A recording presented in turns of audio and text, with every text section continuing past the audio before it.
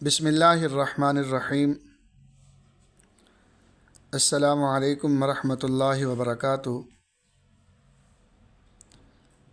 محترم سامعین، تقریباً 2 دن سے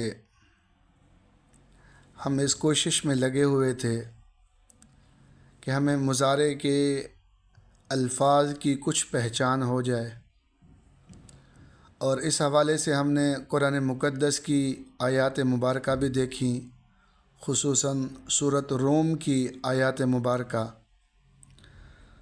اگر کہیں وہ کتابت میں لکھنے میں کوئی لفظ سمجھ نہ آئے تو ہم نے آیت نمبر، پارہ نمبر، سورت نمبر روزانہ کی بنیاد پہ لکھ دیتے ہیں، تو آپ حضرات اصل قرآن مقدس سے بھی دیکھ سکتے ہیں صحیح لفظ کیا ہے۔ بعض دفعہ زبر زیر کی غلطی ہو جاتی ہے لکھنے میں۔ سامعین، آج کا جو ہمارا سبق ہے بہت آسان بھی ہے اور اہم بھی ہے۔ آپ حضرات نے دیکھا ہوگا یہ جو مضارع کے 6 لفظ ہیں اور جن کا تعلق حاضر کے ساتھ ہے، یہ اکثر استعمال ہوتے ہیں، پھر غائب، پھر متکلم۔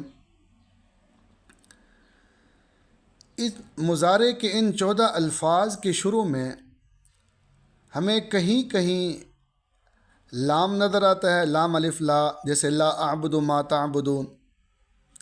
کہیں لم نظر آتا ہے، کہیں لن نظر آتا ہے، جیسے فَإِن لَّمْ تَفْعَلُوا وَلَن تَفْعَلُوا، لم تفعلوا ولن تفعلوا۔ تو اس حوالے سے ہم نے سب سے پہلے لام کے بارے میں یہ بات ذہن نشین کر لینی ہے اچھی طرح۔ یہ جو لام ہے، یہ لام ہم نے پڑھا ہوا ہے، یہ لا نافیہ ہے، جیسے ما اور لا، ما کا معنی نہیں، لا کا معنی نہیں۔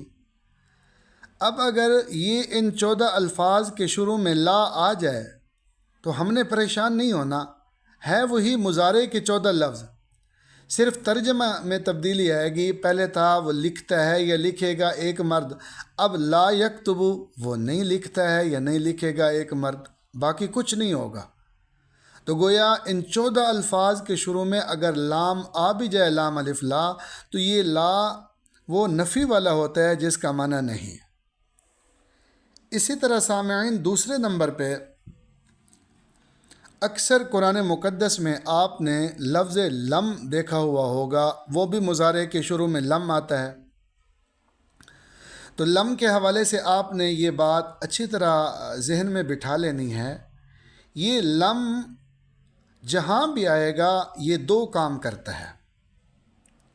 نمبر 1، یہ مضارع کے معنی کو ماضی منفی میں کر دیتا ہے۔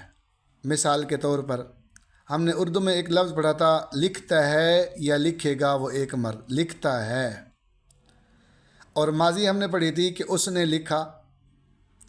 اب یہ ماضی کو نفی والے معنی میں کر دیتا ہے کہ جیسے اب لم یکتب سے پہلے اگر لم آ جائے تو لم یکتب کا معنی ہوگا اس نے نہیں لکھا۔ تو معنی کے حوالے سے لم صرف اتنا کرتا ہے کہ مضارع سے حال اور استقبال والا معنی ختم کروا کے وہ ماضی منفی والا معنی لے جاتا ہے۔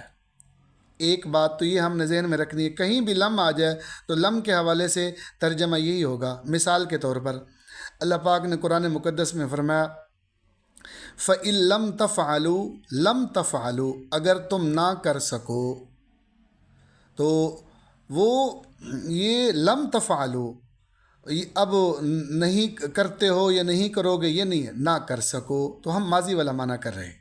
تو اس حوالے سے لفظ اس کا جو معنی کے حوالے سے تبدیلی ہوتی ہے، یہ مضارع کو ماضی منفی میں لے جاتا ہے۔ نمبر 1۔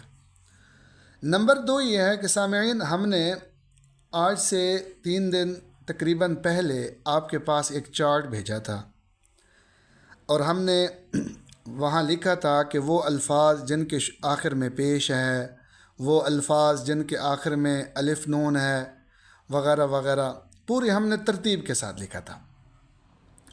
تو یہ لم آ کر، لم کہیں بھی مضارع کے شروع میں جب آئے گا تو جن جن الفاظ کے آخر میں پیش ہے یہ پیش کو ہٹا کر جزم دے دے گا۔ مثال کے طور پر یکتبو ہم پڑھتے ہیں، اگر کہیں لم آ جائے تو لم آ کر با کے پیش کو ہٹا کر کہے گا لم یکتب۔ تکتبو، اکتبو، نکتبو ہم جتنا بھی پڑھتے ہیں تو لم اکتب، لم نکتب، لم نکتب۔ تو بعض دفعہ یہ ذہن میں بات آتی ہے کہ ہم نے تو یکتبو پڑھا ہے، یہ جزم کیوں آ گئی ہے؟ تو جزم یہ لم کی وجہ سے آتی ہے۔ تو سامعین، دوسرے نمبر پہ لم کے بارے میں یہ ذہن میں بات رکھنی ہے کہ جن الفاظ کے آخر میں پیش ہے وہاں یہ جزم دے گا، اور اسی طرح جن الفاظ کے آخر میں الف نون ہے جیسے یکتبانی، تکتبانی، یہ لم آ کر وہ الف نون کو ہٹا دیتا ہے، یعنی گویا نون کو ہٹاتا ہے۔ الف تو تثنیہ کی علامت رہے گی، لم یکتبا، تو گویا دوسرے نمبر پہ لم نون کو گرا دیتا ہے جہاں بھی نون ہوگا۔ صرف دو لفظ ہیں، نمبر 6 اور نمبر 12، گویا جمع مؤنث غائب اور جمع مؤنث حاضر، بس ان دو لفظوں میں یہاں نون کو نہیں گراتا، باقی ہر جگہ پہ نون کو گرا دیتا ہے۔ تو اس حوالے سے دوبارہ میں یہ بات عرض کر دیتا ہوں کہ لم مضارع پر داخل ہوتا ہے، جن الفاظ کے آخر میں پیش ہے ان کو جزم دے دے گا۔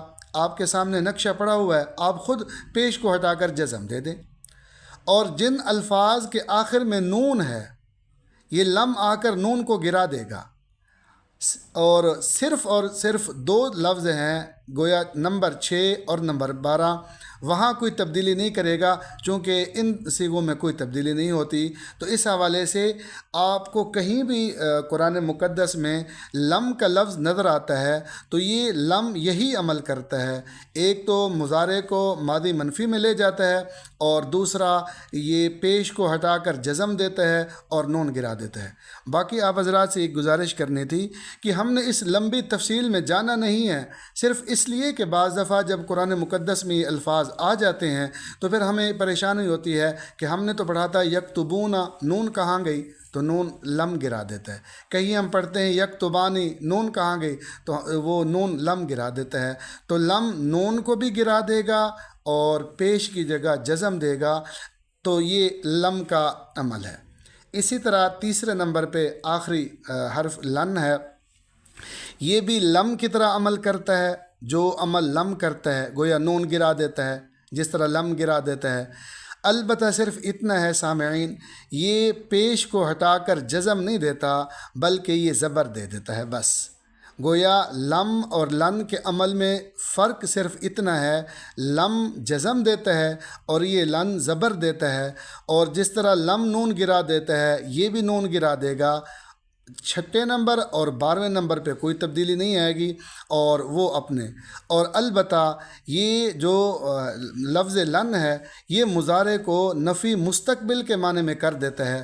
اب ترجمہ ہوگا لن یکتبا، ہرگز نہیں لکھے گا وہ ایک مرد۔